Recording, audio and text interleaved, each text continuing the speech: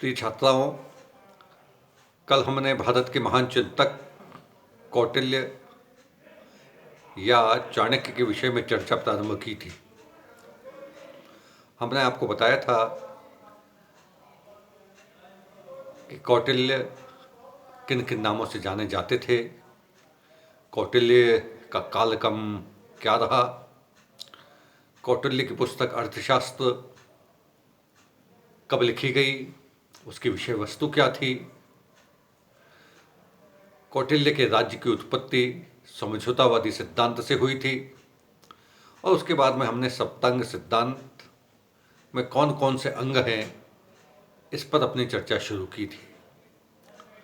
सप्तांग सिद्धांत में प्रथम अंग है राजा, जिसे स्वामी भी कहा गया। कौटिल्य ने बहुत विस्तार से अपने अध्ययन में या अपने अर्थशास्त्र में राजा कैसा होना चाहिए इसकी चर्चा की है। कौटिल्य ने बताया सर्वप्रथम कि उसके राजा की उत्पत्ति कैसे हुई। हम पूर्व में भी चर्चा कर चुके हैं। कौटिल्य ने राजा की उत्पत्ति के लिए समझौतावादी सिद्धांत को सबसे उपयुक्त बताया। हालांकि उसने देवीय सिद्धांत की भी चर्चा की, लेकिन उसने अर्थशास्त्र में मान्यता सामाजिक समझौता सिद्धांत को दी।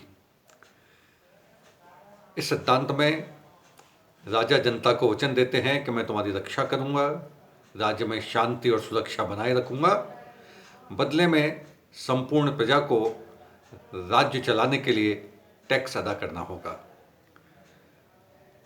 राजा के अंतर्गत ही बिंदु नंबर 2 में राजा की योग्यताओं पर विस्तार पूर्वक कौटिल्य ने चर्चा की है।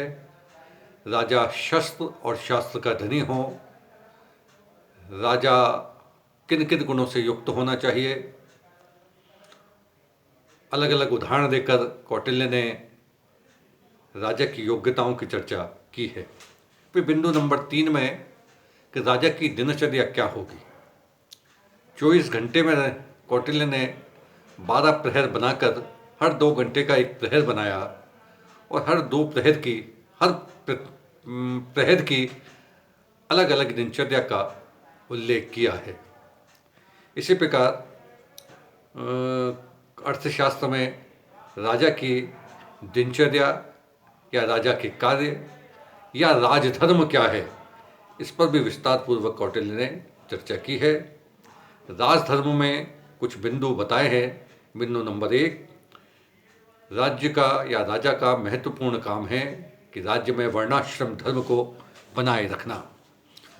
वर्ण हमको जानकारी में है कि उस समय 4 प्रकार के वर्ण हुआ करते थे: ब्राह्मण, क्षत्रिय, वैश्य और शूद्र। यह कर्म प्रधान व्यवस्था थी।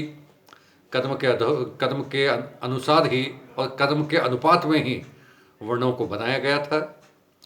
और दूसरी व्यवस्था थी आश्रम व्यवस्था, जिसमें व्यक्ति की उम्र को 4 भागों में बांटकर यह सुनिश्चित किया गया था कि वह किस उम्र में क्या काम करेगा। इन 4 आश्रमों में ब्रह्मचर्याश्रम, गृहस्थाश्रम, वानप्रस्थाश्रम और संन्यासाश्रम थे। ये चारों ही उस समय की समाज व्यवस्था का महत्वपूर्ण आधार थे। अतः कौटिल्य चाहता था कि उसका राजा वर्णाश्रम व्यवस्था को बनाए रखे। नंबर 2 पे राज्य का विस्तार। कौटिल्य ने विजिगीषु राजा की चर्चा की है। ऐसा राजा जो सदैव विजय को प्राप्त करने वाला हो, अपने साम्राज्य का विस्तार करने वाला हो। तो प्रत्येक राजा का उद्देश्य है कि वह अपने राज्य की सीमाओं को बढ़ाए। नंबर 3 पर राज्य में शांति एवं सुरक्षा स्थापित करना। दंड व्यवस्था की स्थापना ही राज्य में इसीलिए की गई और राजा को दंड से विभूषित किया गया। राज्य का जन्म ही इसीलिए हुआ है कि वह राज्य में शांति एवं सुरक्षा प्रदान करे। तो यह एक महत्वपूर्ण काम था जो कि प्रजा से किया हुआ वायदा था और जिसको निभाना राजा का कर्तव्य था। नंबर 4 में आय और व्यय का पूरा प्रबंध करना।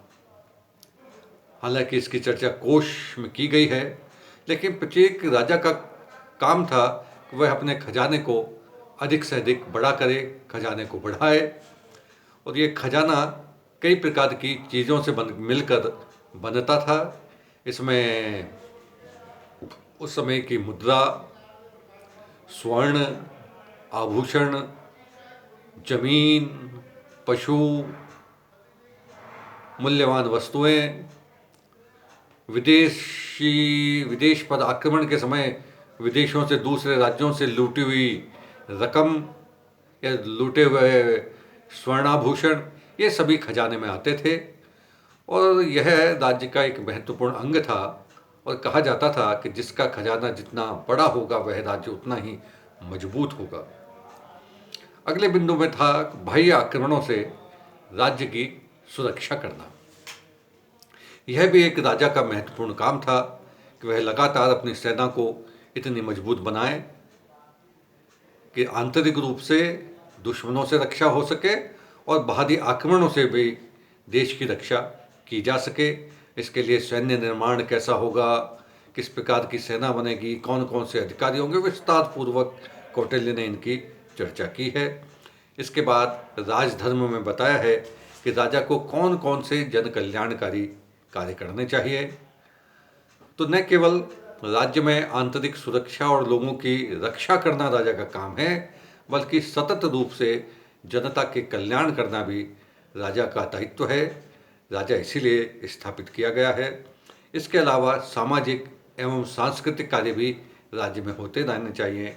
इस प्रकार विस्तार पूर्वक राजधर्म की चर्चा की गई है।